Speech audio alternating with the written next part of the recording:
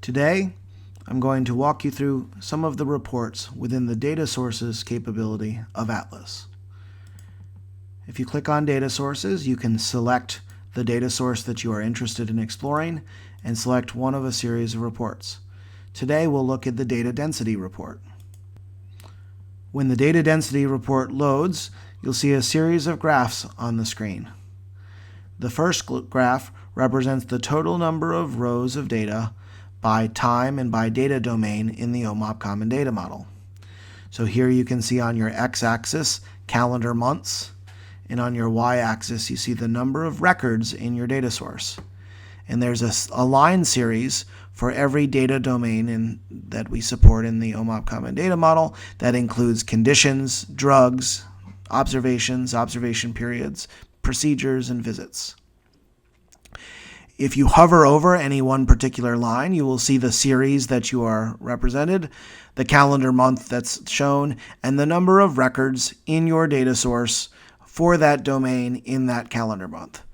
So here, for example, we can see that in this data source, in the condition occurrence domain, there are 33 million records in March of 2015. This graph allows you to see how data are accumulating across your data domains over time and to understand which data domains have the greatest density of information. The next graph shows you records per person.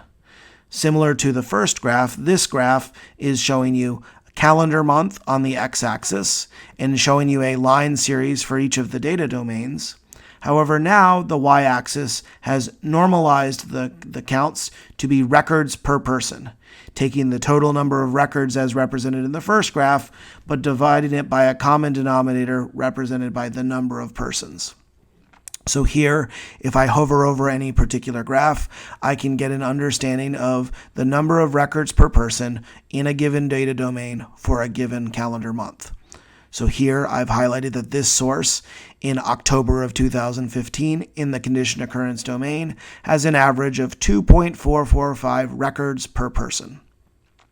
This graph allows you to understand whether or not the data density seems to be growing as a function of the total data or as a function of the amount of data per person and the relative stability that's included therein.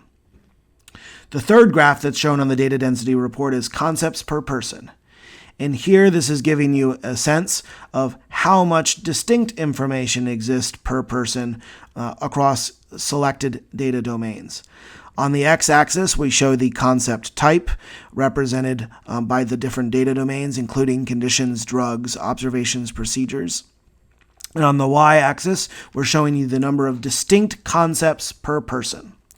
And each graph represents a box plot showing you the distribution of distinct concepts.